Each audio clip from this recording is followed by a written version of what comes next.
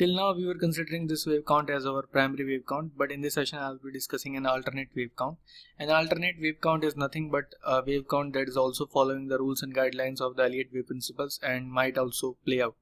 So first of all, I was considering that this is the first wave, this is the second, this is the third, and then after that this was the A, B and C formation completing the fourth wave.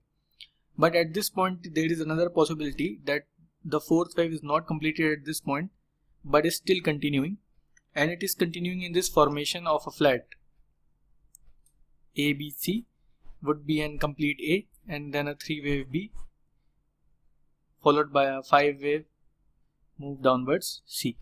So this would be the ABC part up till here and this would be the B part up till here. And let's just switch to the weekly chart to see this formation in detail. Okay, so here on the weekly chart you can see that the previous wave count was the third was completed over here, and this was the fourth wave A, B and C formation, and the fourth wave is completing over here.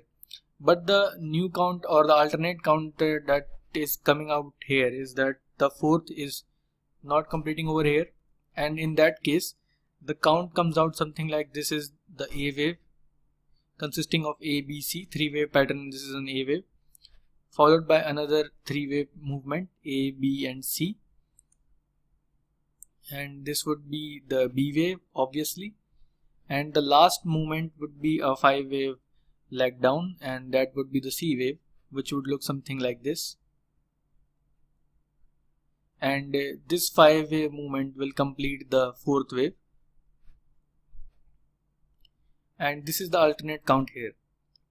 And if I use the tools or the labeling tools, then this could be drawn out here as something like this.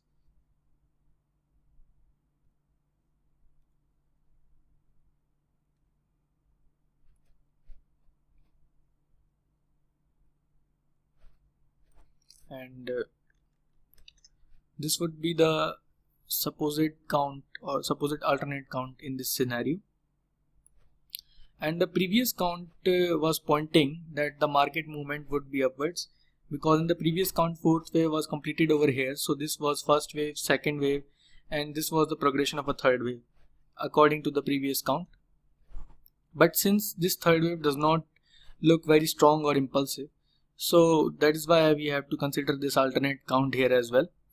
And if the alternate count is incorrect, that is the previous count or this 1, 2, 3 labeling is correct, then the next movement would be a correction up till here, somewhere here, and then the upward movement again, and that would be the previous count playing out. But if this alternate count plays out, then there would be a downward movement. So at this point in time we have two possibilities.